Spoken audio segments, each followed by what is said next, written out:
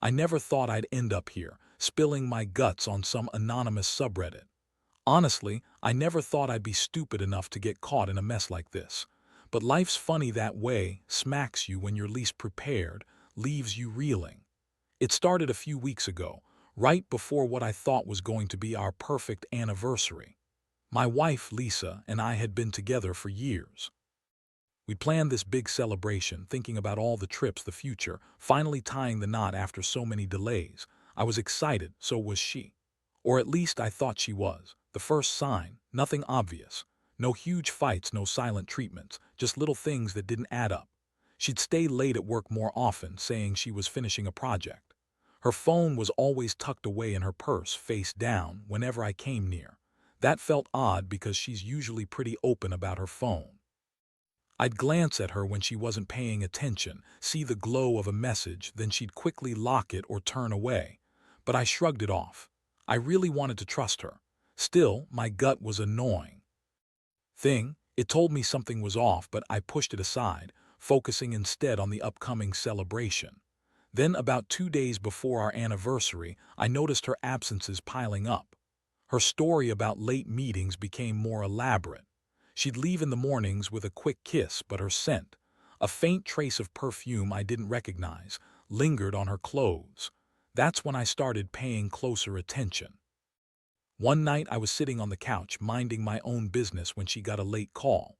Her voice was hushed, hurried, with a nervous edge I'd never heard before. I caught a snippet, something about covering for him and no one else can know. My stomach clenched. I knew she was hiding something. The next day I got into her phone when she was in the shower.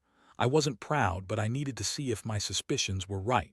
Her messages with her boss, Mark, were there, flirty, too familiar. They called each other babe and honey, and I read one where she said she couldn't wait to see him again. My hands grew clammy and my chest tightened. I felt like a fool for not noticing sooner. I didn't want to jump to conclusions, but the proof was right there. Those texts, the way they talked, the intimacy. I saw enough to know this wasn't just harmless flirting. It was something more. That weekend I decided to confront her, but I knew I had to be careful. I wanted to catch her in the act or get something concrete. I set up a hidden camera in the living room. If she was sneaking around, I'd find out. I felt my heart pounding every time I pressed record, elbows trembling like I'd been caught in a high-tension wire. Sure enough, a few evenings later I saw her slip out quietly with her purse. I followed her at a safe distance, heart hammering in my ribs. She drove to a restaurant downtown. I parked across the street, watched her go inside with that nervous energy that made my stomach churn. I saw her meet Mark in the corner booth. They hugged like old lovers and I felt my vision flicker, like the ground was shifting beneath me. Then Lisa looked around, saw me across the street and froze. I knew then she'd been planning this for a long time. My mind raced. How long had this been going on? What else had I missed? My fingers curled into fists as I watched her nervously gather her things and leave, Mark following shortly after. I felt a numbness settle in. My wife, the woman I trusted with everything, was with her boss, and I'd been nothing but a fool. The betrayal hit me like a punch in the gut. I couldn't sit still anymore. I had to plan my next move because no way was I going to let her walk away from this without consequences. But first I needed to figure out exactly how deep this went. I had a plan forming, one that would turn her world upside down. I just hoped I had the guts to follow through. Would you like me to continue with the next part? That night, I sat in the dark of my living room, replaying everything I'd seen and read over and over in my mind. The cold numbness I felt was worse than anger. It was like a heavy stone pressing down on my chest. How long had she been lying? How many nights had I gone to bed thinking she was just tired from work, when she was really with him? I clenched my fists, feeling the sharp sting of betrayal burn across my palms. I needed a plan, something surgical, precise. I couldn't just confront her blindly and get tossed aside like a useless piece of trash. I wanted her to feel the sting of what she'd done, to understand that I wasn't some pushover she could cheat on without consequences. I knew I had to bring her down a notch, make her regret the day she ever crossed me. The next morning, I started gathering evidence. I'd already gotten her texts, but I needed more. I installed a keylogger on her phone just to see if I could catch her slipping up further. I also took pictures of her car leaving that restaurant to add to my collection. I wasn't acting out of raw hatred. I just wanted the truth, and I wanted her to know I knew everything. While she was out, I had a chance to think. I remembered the way she'd looked when she saw me across the street, her eyes wide, panic filling them. That look haunted me. I felt a strange mix of fury and sadness. I'd never imagined she'd cheat, especially not with her boss. Mark was the last person I'd ever suspect. Power, charm, success, she'd always been attracted to that kind of man. I'd always been stable, maybe boring, but I thought she appreciated that. Turns out she liked danger more. I made a decision. I'd confront her, yes, but not in a way that made her feel safe. I wanted her to see that I was serious, dead serious. I wanted her to understand that I had her cornered and her choices were limited. I planned to do this on her lunch break when she'd be least expecting it. I knew her schedule well enough now, thanks to my snooping. I slipped into her office building early, parked my car a few blocks away, and waited. When she finally came out, I blocked her path. She looked surprised, then irritated. "What are you doing here?" she snapped, trying to brush past. "I need to talk," I said calmly, my voice cold as ice. "You've been lying for weeks. I saw you tonight meeting him. In case you forgot, I have photos." I didn't bother hiding the anger in my voice. Her face drained of color. She stammered, "It's not what you think." I think I know exactly what's going on," I interrupted. "You're leaving me, Lisa. Just drop the act. I've got all the proof I need." My fists clenched at my sides, but I kept my tone steady. "And I want you gone now. You're done playing these games." She looked like she was about to cry, her lips trembling. "I didn't want to hurt you. I didn't know how to tell you. I'm pregnant, okay, with Mark's kid. I was planning to leave after that. I thought you'd understand once I told you." That was the moment everything snapped into focus. The last piece of the puzzle, her lie about being pregnant. I felt a cold wave wash over me. Not only had she cheated, but she was planning to leave and start a new life with her boss, and she thought I'd just accept it. No way. I wasn't about to let her walk away that easily. "You're pregnant," I repeated, voice hoarse. "That's the reason for the timing. You were planning to leave me just before our anniversary, to start some new life with him." She nodded, tears streaming down her face. "Yes, I was scared to tell you, but I couldn't keep lying. I thought you'd be angry, but I didn't mean for it to get this far." I stared at her, feeling a strange mixture of disgust and resolve. She'd been lying, hiding her affair, and now she thought a pregnancy would make everything okay, that she could just walk away and I'd accept it. No way. I'd had enough. It was time to execute my plan. I'd make sure she regretted betraying me, and I'd do it without laying a finger on her. I took a deep breath, forcing calm into my voice. "You're leaving, Lisa, but not without consequences. I want you to know I'm not some pushover anymore. You think you can cheat, lie, and walk away. Not happening. You'll regret this." She looked at me with wide, helpless eyes, and I knew this was just the beginning. The next move was mine. I'd make sure she paid for what she'd done. She had to see that betrayal has a price, and I was just getting started. "Would you like me to continue with the next part? The confrontation in?" The street left a sick feeling in my gut, but it also sharpened my resolve. She was crying, pleading, trying to explain her reasons, but I'd already made up my mind. I told her to go home, pack her things, and leave. That I needed time to think and that I'd be in touch once I decided what to do. She looked at me with pleading eyes, but there was no mercy in my glare. I wasn't about to let her manipulate her way out of this. As she hurriedly left, I headed home with a pounding heart. I knew I had to act fast. I couldn't let her slip away with her lies, her pregnancy story, and her plans to disappear. I spent the next few days gathering every shred of evidence I could, screenshots of her texts, copies of her emails, photos of her leaving that restaurant. In my mind, I was building a case, not just for her betrayal, but for the complete dismantling of our relationship. The more I dug, the clearer it became how deep her deception ran. She'd been planning her exit for months, maybe longer.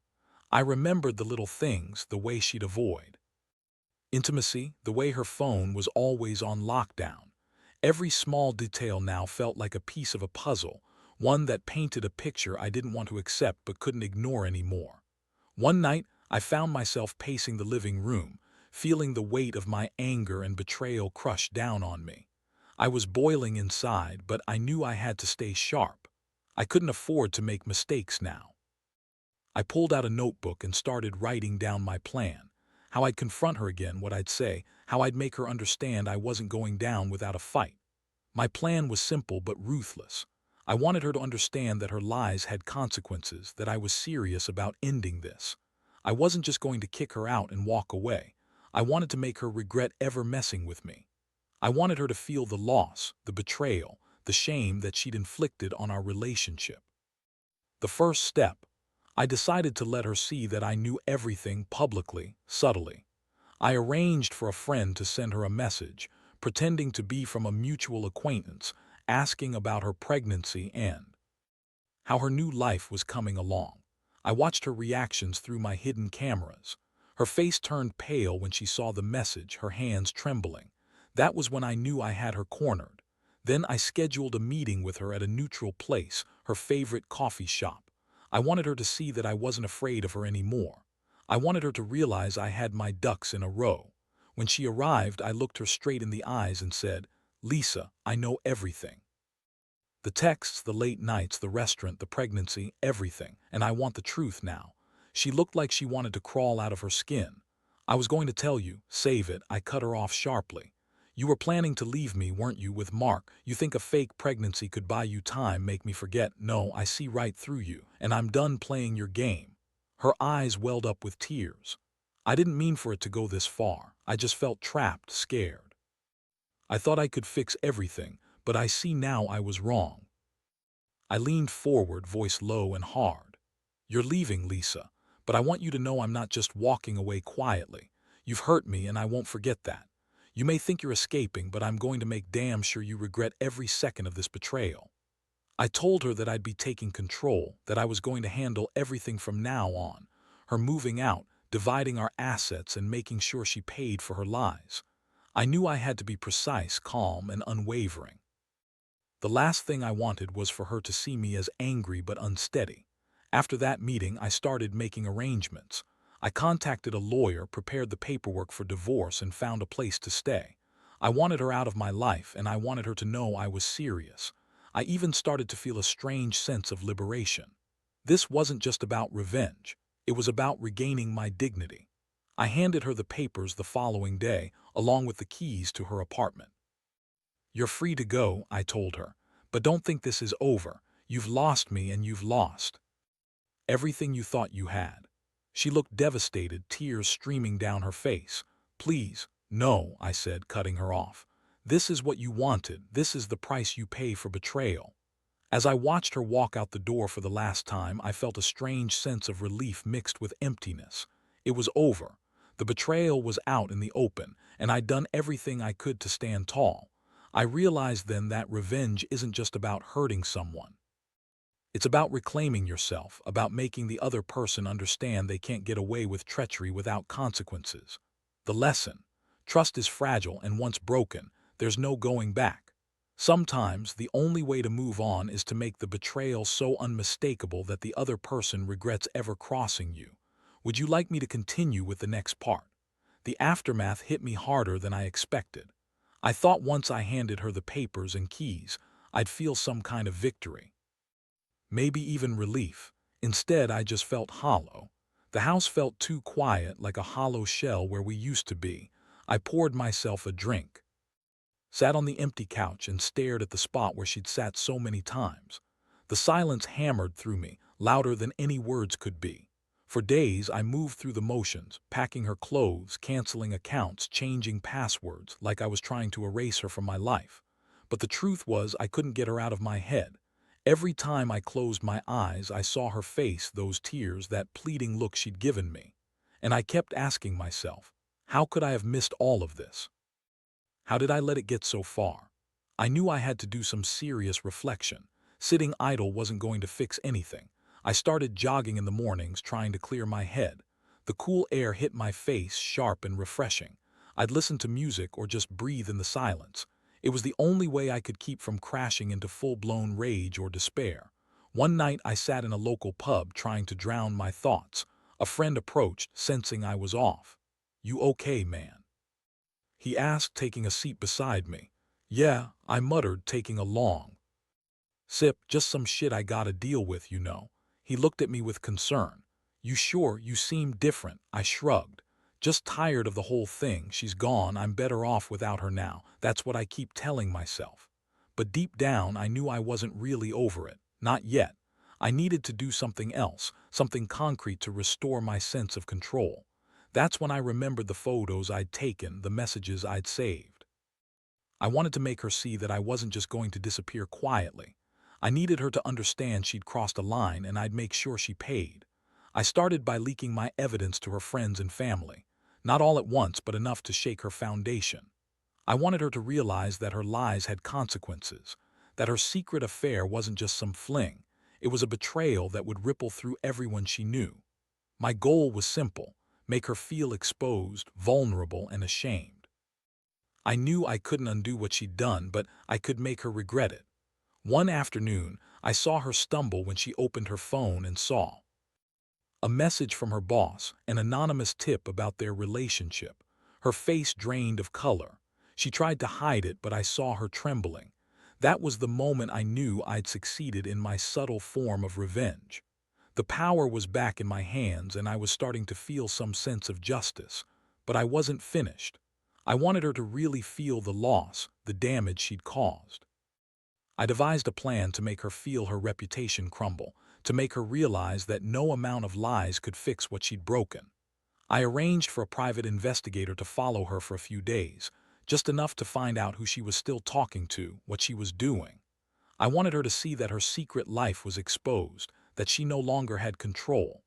The pie came back with footage of her meeting with a new man, another coworker, it seemed. They'd been sneaking around again, just like with Mark. That crushed me. Her lies, her fake pregnancy, her plans to leave. She'd been spinning her web of deception all along.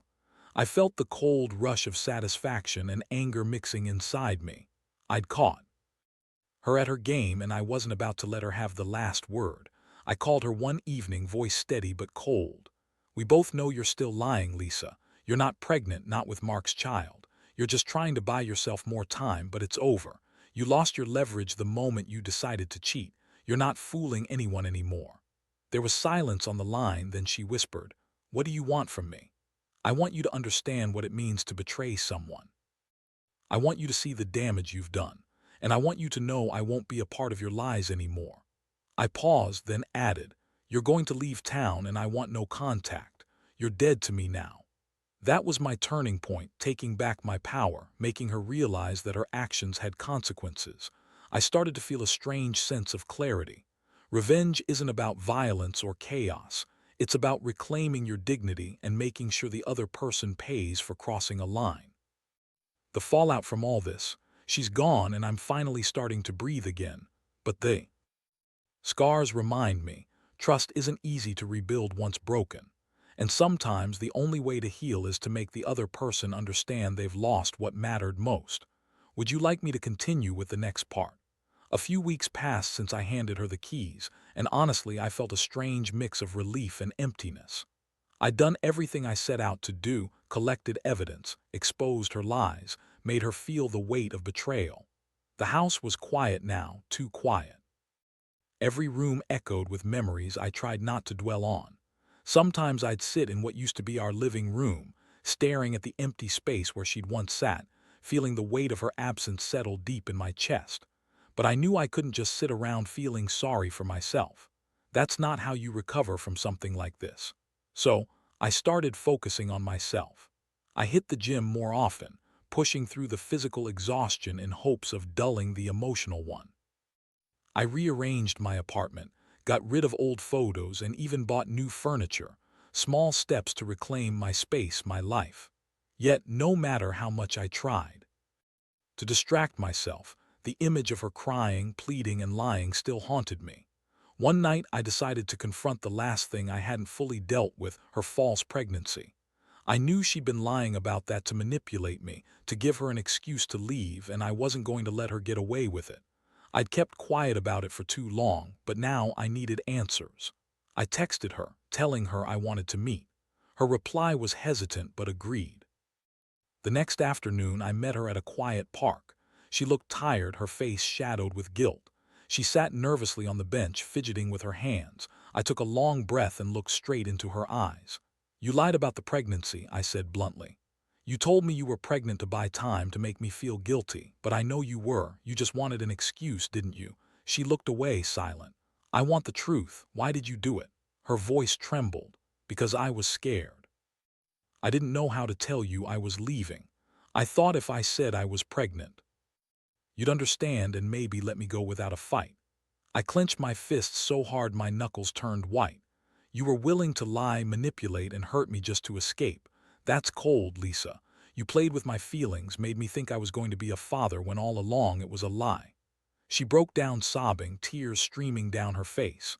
"I'm sorry, I really am. I didn't want to hurt you, but I felt trapped.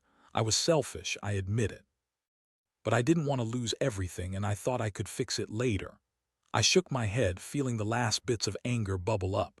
"You didn't just lie about the pregnancy. You lied about everything, about your feelings, your loyalty. You used me like a pawn in your game." "I know," she whispered, voice cracking. "But it's over now. I'm leaving for good and I'll never come back." That's when I realized it was time. Time to close this chapter once and for all.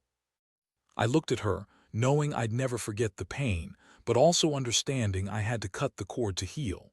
I reached into my pocket and pulled out the divorce papers I'd prepared. "Here," I said quietly, holding them out. "Sign these and it's over. No more lies, no more pretending, just an honest ending." She looked at the papers, then at me, tears still falling. "I wish I'd never met him," she whispered. "Me too," I said. "But now I'm finally free from this nightmare." She took the pen, hesitating before signing. As she handed me the documents, I felt the last weight lift off my shoulders. It was done. I was finally letting her go, not because I wanted to, but because I had to. Walking away from that park, I knew one thing for sure. Sometimes the only way to truly move on is to let go of the past, even if it screams to stay.